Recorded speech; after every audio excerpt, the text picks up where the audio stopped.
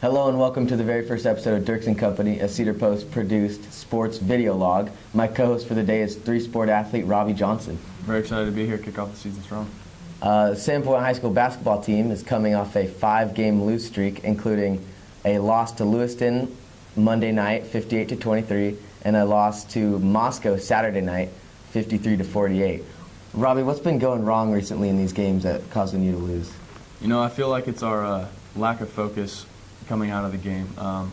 We start off, we're all motivated enough. I just feel like we aren't all ready to play against who we think is going to be our opponent. Everyone we've played has either been way better or just physically better than us.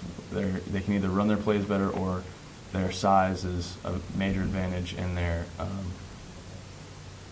age.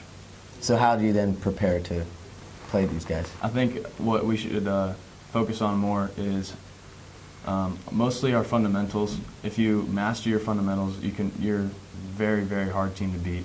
That involves just regular shooting and rebounding and ball handling. The more times you turn the ball over, the more likely you are to lose the basketball game. And we have been struggling a lot with turning the ball over this season. And this Friday, huge game against Lakeland, battle for the paddle. What are you guys doing to prepare for Lakeland? I would say most of the same stuff we did to prepare against Moscow, but the only difference is Moscow had more size than Lakeland, and as you already know, Moscow defeated Lakeland about 2 weeks ago. Lakeland has two pretty good shooting guards and a pretty quick point guard that I will be most likely matched up against. As I said before, they are pretty short in size, and as long as our defense can swarm and we have a strong rebounding game, we should be able to pull away. Do you think it'll be a close game, or do you think? You know, I think it's too early to tell. We both have similar records in season. They're 4-10. We're 2-14 or 2-12, excuse me.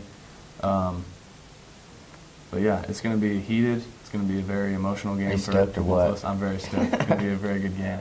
In recent news, Monday night, Cavaliers versus Warriors game. Warriors did come on top, beat them by 35.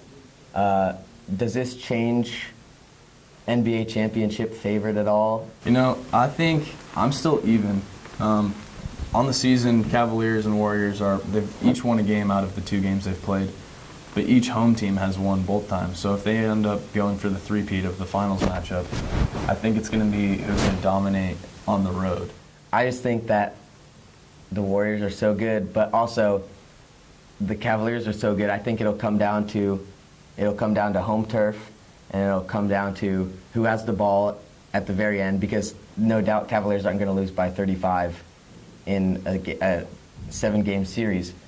I don't think that the Cavaliers came ready to play, but who do you think's better at this point in the season? I would say right now the Warriors are still the top team because of their record and how much they win by on each game they play. They have a very big point gap in between each game. I just wanted to do something quick. Russillo and Cannell tweeted out a Twitter poll. I just want to get Robbie's take on it. What's more impressive, Brady's 11 AFC title game appearances in 15 years, or back in the day, Magic Johnson's 9 NBA final appearances in 12 years?